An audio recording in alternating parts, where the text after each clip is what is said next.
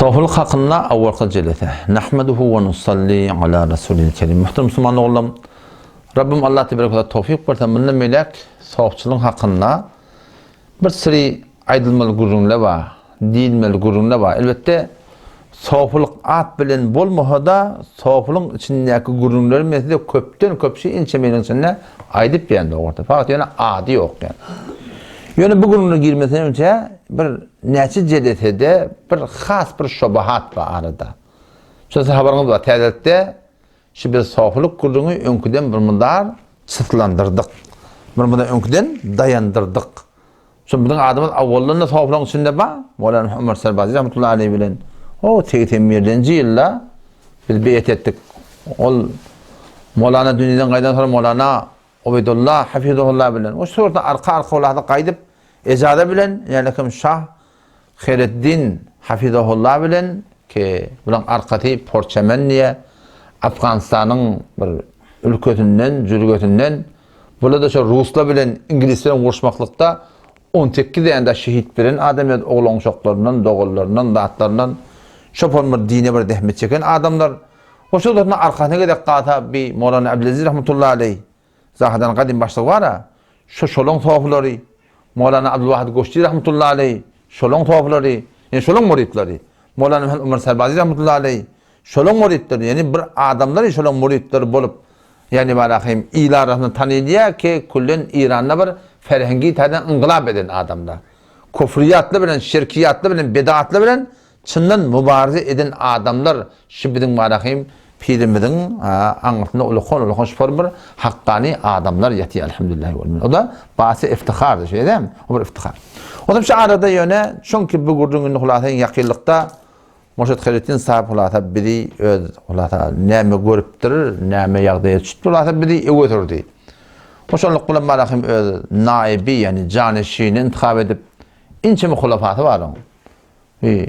Semnan tarafta, Şiraz tarafta çünkü dili Fars olandan Afgan turatında o bir şu Fars'ta bilen dağıtta bilen var. O şolonla üstünde var yok defende var akım beni baş edip koymaklığı.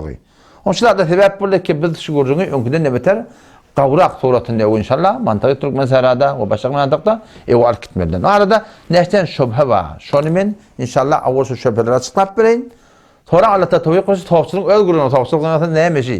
Tavsiyonun diyelim öldür neymiş biliyor musun? Bizim milletimiz tavsiyonun neymişken bilip atanakla. Avval baştan öl qavvariyan şagird demek. Olu demen qavvariyarlar bir etminan veresim geliyor. Bir etminan vereyin. O da şey tavsiyonun diyeline bir böküp yerle, bir çığırıp yerle, bir bağırıp yerle, bir bedgatla, bu zatlar kellengden çıkarın.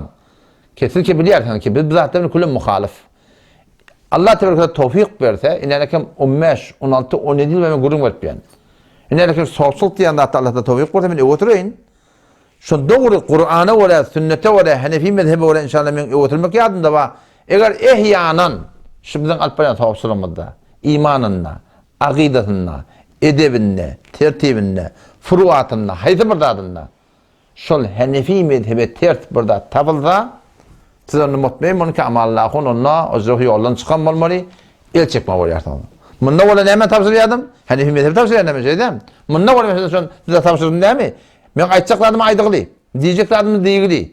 Men aytmalı gurun yok şu benden. Başka cedid aytmalarım yok. Ne ama aytacak şu gurunlar tədərə aytıyor. Şey değil mi?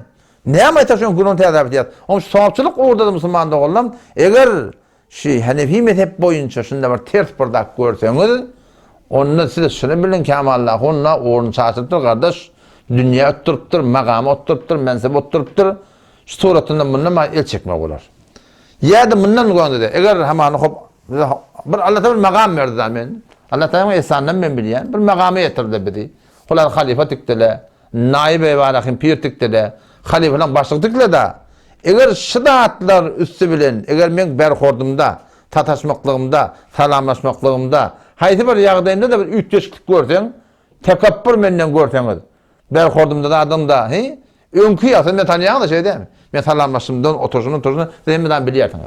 Eğer bir ütleşiklik görseniz, mesela şunda da bilin, bunda uğurçaşıdır, bu da yüreğine tekabbür, ulukon tayan oldu, bir ne olur?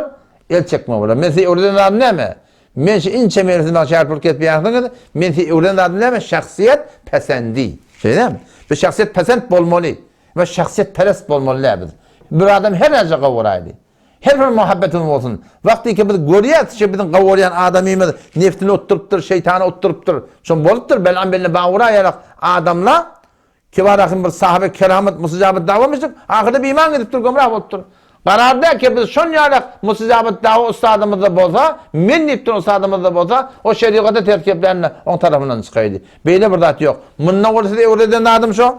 Hendine tawsiýe adam şo inşallah şu urda inşallah öwe gidersiz. Allah tevfik versin inşallah. Istiqamet versin bize dua edin. İnşallah şu uğru inşallah Teala Allah da tevfik versin. Bundan bir islaha sebep etsin. Vesselamu aleyküm ve rahmetullahi ve berekatuhu. Allahu Rabbi vel İslamu dini ve Muhammeden Resulullah ve yakini adnu ileyhi